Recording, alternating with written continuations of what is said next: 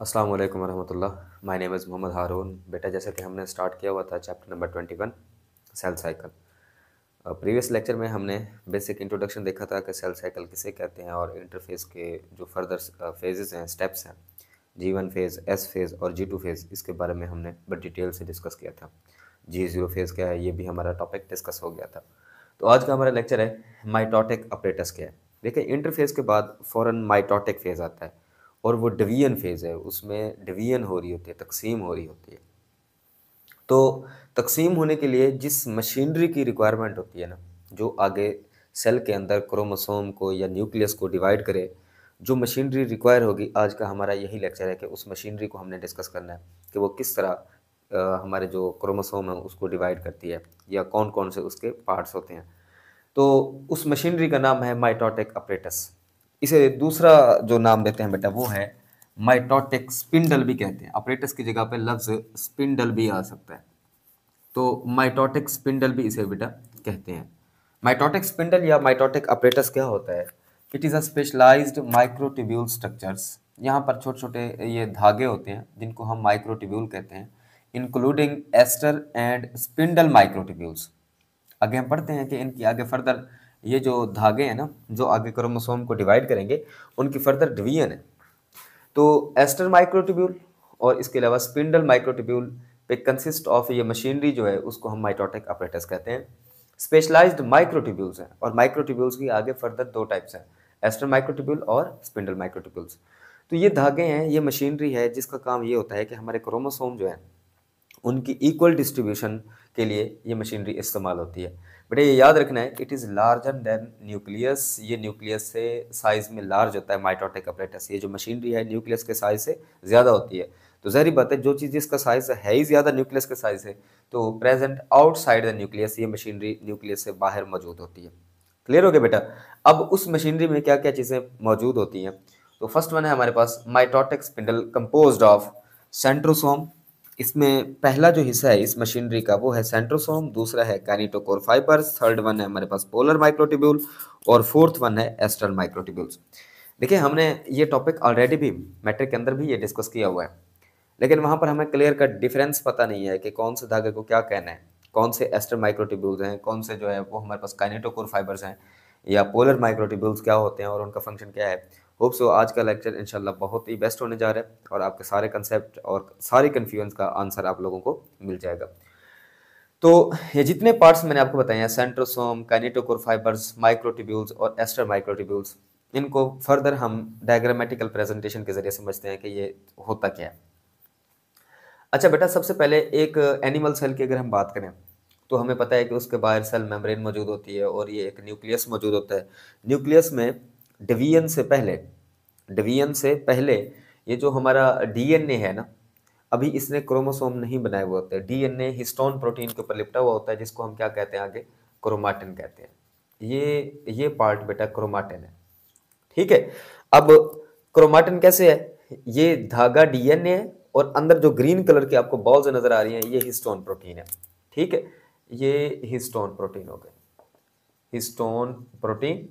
और इसके अलावा जो हमारे पास ये थ्रेड है ब्लू शेड में, इसको हम डीएनए कहते हैं।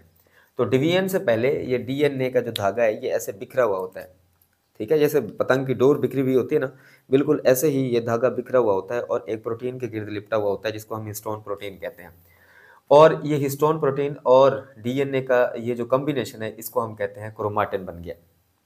ठीक है, और आपको पता है कि न्यूक्लियस के अंदर न्यूक्लियोलाई भी होते हैं और न्यूक्लियोप्लाज्म वगैरह भी मौजूद होते हैं। ये हमें कुछ इस तरह नज़र आ रहा होता है। और हमारे सेल के पास दो मेन स्ट्रक्चर्स मौजूद होती हैं जिनको हम सेंट्रियोल्स कहते हैं। ये भी आप लोगों ने याद रखना है क्योंकि सेंट्रियोल का आगे हम फंक्शन पढ़ेंगे। इनको सेंट्रियोल्स कहते हैं और ये सेंट्रियोल्स पेयर होते हैं, पेयर इन नंबर, तादाद में दो होते हैं, पेयर इन नंबर। और ये भी याद रखना है परपेंडिकुलर होते हैं एक दूसरे के ऊपर, 90 के एंगल पर होते हैं, तभी मैंने इसको परपेंडिकुलरली इसे ड्रॉ किया। तो ये परपेंडिकुलर सेंट्रियोल्स आपके पास है और इसके अलावा ये मशीनरी भी इस्तेमाल होगी। देखते हैं कि ये क्या काम कर रहे हैं। तो ये सेंट्रियोल्स पेयर की शक्ल में परपेंडिकुलर हैं। इसके अलावा डीएनए हिस्टोन प्रोटीन के ऊपर लिपटा हुआ है और क्रोमाटिन वगैरह बना रहे हैं। बाकी जो है न्यूक्लियोप्लाज्म भी है, बाहर साइटोप्लाज्म भी पड़ा हुआ है। ये हमारा डिवाइडिंग सेल है, इस सेल ने आगे डिवाइड करना है। ठीक है, तो इसमें ज़रा हम देखते हैं कि इसमें क्या क्या चेंजेस आ रही हैं।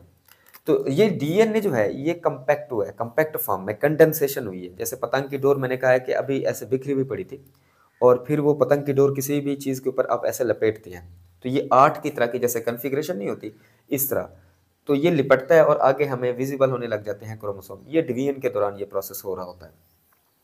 तो ये जो क्रोमाटिन है अब अपने आप को किस शक्ल में लेकर आता है, ये क्रोमोसोम की शक्ल में लेकर आता है। ठीक हो गया बेटा। अब ये क्रोमोसोम आपके पास बने हैं, फिर ये जो मशीनरी है बाहर जो सेंट्रियोल पड़ा हुआ था, ये सेंट्रियोल भी कॉपी करता है। इनकी पहले ही क्रोमोसोम की भी कॉपी होती है, सेंट्रियोल की भी कॉपी होती है। इनकी कॉपी किस फेज में होती है, कल के लेक्चर में हमने डिस्कस किया था एस फेज में। तो एस फेज में दो चीज़ों की कॉपियां बनती हैं बेटा, एक तो सेंट्रियोल कॉपी करते हैं और दोनों सेंट्रियोल अपोजिट साइड पे चले जाते हैं। ये दो सेंट्रियोल ऑलरेडी मौजूद थे, फिर इनको कॉपी बनी एस फेज में और वो आगे फर्दर मूव करके दूसरी साइड पे ये सेल के आ गए और हम कहते हैं पोलैरिटी यहाँ पर इंड्यूस हो चुकी है। क्या इंड्यूस हो चुकी है बेटा, पोलैरिटी, क्लैरिटी आ चुकी है। ठीक है, दो पोल बन चुके हैं, दो एंड्स बन चुके हैं। एक एंड पे ये दो सेंट्रियोल मौजूद है और दूसरे एंड पे ये दो सेंट्रियोल मौजूद है। दूसरी क्या चेंजेस आई हैं, जो हमारा क्रोमोसोम बना था ऑलरेडी वो भी एस फेज से गुजरा है, उसने भी अपने साथ एक और बाजू बना लिया। ठीक है, तो हम इसे कहते हैं ये सिस्टर क्रोमाटिड अब हमारे क्रोमोसोम के बन चुके हैं। फिर ये सेंट्रियोल के साथ क्या होगा, सेंट्रियोल से कुछ धागे निकलते हैं जो क्रोमोसोम को क्या करेंगे आगे फर्दर अलाइन करने के लिए और डिवाइड करने के लिए एनफ होते हैं, काफ़ी होते हैं। अब ये इनसे निकलने वाले जो धागों का सेट है ये दो तीन तरह का होता है, तीन तरह का होता है बेटा। कुछ इनमें से जो ट्यूब्यूल्स निकल रहे होते हैं, ये सेट निकल रहे होते हैं, धागे निकल रहे होते हैं, ये सेंट्रियोल को प्लाज्मा मेम्ब्रेन के साथ जोड़ते हैं। और कुछ धागे ऐसे हैं जो फर्दर क्या करते हैं, जो इनसे बाहर निकलने के बाद ये सेंट्रल रीजन से क्रोमोसोम के सेंट्रल रीजन के साथ जाकर जोड़ते हैं। ठीक हो गया बेटा। और कुछ धागे हमारे पास ऐसे हैं जो फर्दर क्या करते हैं, किसी भी क्रोमोसोम के साथ नहीं जुड़ते बल्कि दोनों सेंट्रियोल से निकलने के बाद आपस में जुड़ जाते हैं। यहाँ पर इंटर डिजिटेट कहते हैं, इसके लिए हमारी टेक्स्ट बुक में वर्ड इस्तेमाल हुआ है इंटर डिजिटेट। ये तीन तरह के धागे आपको नजर आ रहे हैं। ये ब्लैक शेड में जो सेंट्रियोल को प्लाज्मा मेम्ब्रेन के साथ जोड़ रहे हैं, और इसके अलावा जो ये रेड शेप में है जो सेंट्रल पॉइंट क्रोमोसोम का जो सेंट्रल पॉइंट है इसके साथ जोड़ रहे हैं, और इसके अलावा ग्रीन शेड में जो किसी भी क्रोमोसोम के साथ जुड़े हुए नहीं है बल्कि आपस में इंटर डिजिटेट, वो आपस में एक दूसरे के साथ जुड़ जाते हैं। ये तीन सेट धागों के निकलते हैं सेंट्रियोल से। ठीक हो गया, क्लियर हो गई बात। अब काइनेटोकोर फाइबर्स, माइक्रोट्यूब्यूल्स, इन्हीं को ही, ये जो तीन है ना, इनको ही हमने नाम देना है। सबसे पहले है हमारे पास काइनेटोकोर फाइबर्स। काइनेटोकोर फाइबर्स क्या होते हैं, ये बेटा वो फाइबर्स हैं जो आगे क्रोमोसोम के काइनेटोकोर प्रोटीन के साथ जुड़े हुए होते हैं। जैसे काइनेटोकोर प्रोटीन क्या होती है, ये जो क्रोमोसोम का सेंट्रल पॉइंट है ना, जहाँ पर दोनों बाजू एक दूसरे के साथ जुड़ गए हैं, ठीक है, इसी जगह पे एक प्रोटीन होती है जिसको काइनेटोकोर प्रोटीन कहते हैं।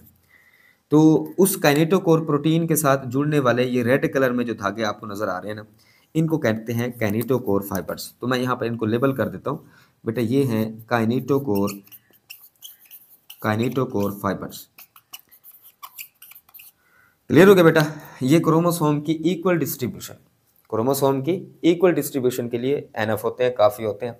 इनका काम क्या है बेटा, जहाँ से ये इमर्ज हो रहे हैं ना, इन सेंट्रियोल से ये निकल रहे हैं, ये क्या करेंगे, इनकी जो कंट्रैक्शन होती है, ये जो कंट्रैक्ट होते हैं ना, कंट्रैक्शन इनकी अपोजिट साइड पे होती है। इस साइड पे ये कंट्रैक्ट होते हैं धागे, और इस साइड पे कंट्रैक्ट होने की वजह से क्या होता है कि हमारा जो क्रोमोसोम है ये दरमियान में ब्रेक होंगे और उनके डिस्ट्रीब्यूशन अपोजिट साइड पे तकसीम कर देंगे उन्हें।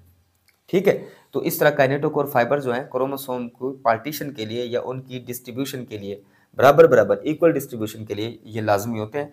और कैसे ये खींचते हैं, ये भी आप लोगों ने मैकेनिज्म याद रखना है कि ये इस तरफ जहाँ से ये इमर्ज हुए हैं, सेंट्रियोल से बाहर निकले हैं, तो उस सेंट्रियोल की तरफ दोनों क्रोमोसोम को ऐसे खींचेंगे। तो खींचने के बाद क्रोमोसोम दो इक्वल हाफ में डिवाइड हो जाएगा। ठीक है बेटा। अच्छा, दूसरी तरह के हमारे पास माइक्रोट्यूब्यूल्स हैं जिनको हम क्या कहते हैं, एस्ट्रल माइक्रोट्यूब्यूल्स। ये एस्ट्रल माइक्रोट्यूब्यूल ये ब्लैक कलर में आपको ये नजर आ रहे हैं, ये बेटा एस्ट्रल माइक्रोट्यूब्यूल है, यहाँ भी आपको ये नजर आ रहे हैं एस्ट्रल माइक्रोट्यूब्यूल। इनका काम क्या होता है, एस्ट्रल माइक्रोट्यूब्यूल का बेटा काम क्या होता है कि ये प्लाज्मा मेम्ब्रेन के साथ सेंट्रियोल को जोड़ते हैं। जैसे टेंट वगैरह लगाते हैं ना हम, तो एक साइड पे हम ज़मीन के अंदर हुक वगैरह लगाते हैं जिसके साथ हम रस्से के साथ उसे बांध देते हैं।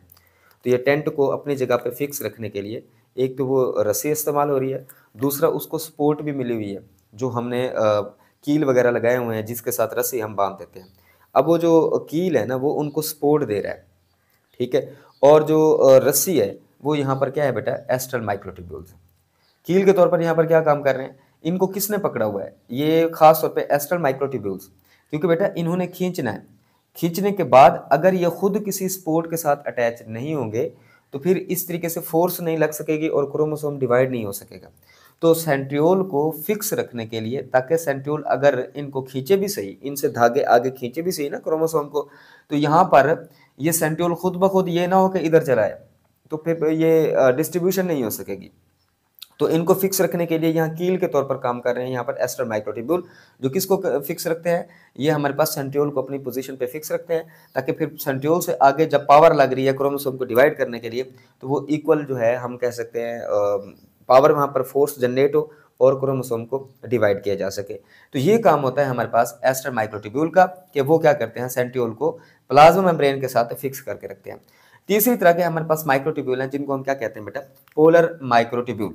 तो पोलर माइक्रोट्यूब्यूल्स क्या हैं, ये आपको ग्रीन कलर में ये माइक्रोट्यूब्यूल्स नजर आ रहे होंगे, ग्रीन कलर में आपको माइक्रोट्यूब्यूल्स नजर आ रहे हैं, ये पोलर माइक्रोट्यूब्यूल्स कहलाते हैं।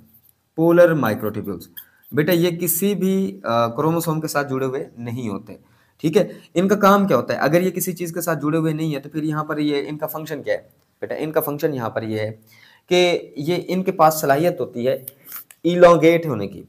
ये क्या हो सकते हैं बेटा, इलोंगेट। इलोंगेशन की वजह से ये जितना बड़े होते जाएंगे ना तो ये सेल का साइज उतना बड़ा होता जाएगा। तो सेल के साइज को बिग करने के लिए, सेल के साइज को लार्ज करने के लिए यहाँ पर पोलर माइक्रोट्यूब्यूल्स हैं।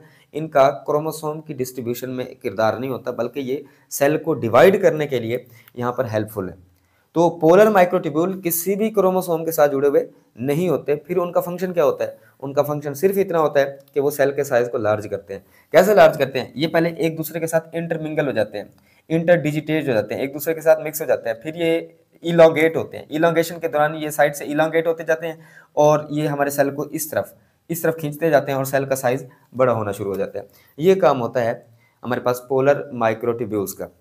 ठीक हो गया बेटा, ये आप लोगों ने याद रखना है। एक और चीज जो आप लोगों ने याद रखनी है, काइनेटोकोर फाइबर और पोलर माइक्रोट्यूब्यूल्स को सिंपल स्पिंडल माइक्रोट्यूब्यूल या स्पिंडल फाइबर्स भी कहते हैं।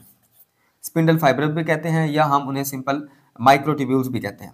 स्पिंडल माइक्रोट्यूब्यूल्स, इन दोनों को बेटा मिला के कहा जाता है। क्लियर हो गया। तो ये हमारे पास थोड़ा सा जो भी माइटोटिक अपरेटस की मशीनरी है उसको हमने समझा है कि किस तरह क्रोमोसोम की डिस्ट्रीब्यूशन में वो हेल्पफुल होंगे। तो ये आप लोगों ने ऑब्जेक्टिव के लिए बातें याद रखनी है कि कौन से फाइबर्स हैं जिनका काम है क्रोमोसोम की डिस्ट्रीब्यूशन में, तो वो हमारे पास हैं सिर्फ और सिर्फ काइनेटोकोर फाइबर्स। किन का काम है सेल को इलोंगेट करने में, सेल के साइज को लार्ज करने में। क्यों वो लार्ज करते हैं, वो इसलिए लार्ज करते हैं जितना साइज बड़ा होता जाता है ना सेल का, उसकी डिस्ट्रीब्यूशन आसान हो जाती है, उसको दो इक्वल हाफ में तोड़ना बिल्कुल इजी हो जाता है। तो इसलिए यहाँ पर पोलर माइक्रोट्यूब्यूल इस्तेमाल हो रहे हैं। तो सेल इलोंगेशन का मकसद कौन पूरा कर रहा है, पोलर माइक्रोट्यूब्यूल। और सेंट्रियोल को अपनी जगह पे फिक्स कौन कर रहा है, एस्टर माइक्रोट्यूब्यूल फिक्स कर रहे हैं। तो जो चीज़ें बेटा हमने यहाँ डायग्रामेटिकल प्रेजेंटेशन से समझी हैं तो वन बाय वन मैंने यहाँ पर उसको राइटअप किया हुआ है, उसको लिखते हैं ताकि आप लोग अगर नोट्स बनाएं तो आपके लिए ये काम ईजी हो जाए। उसमें से एक पॉइंट हमारा रह गया है, वो है सेंट्रोसोम क्या है।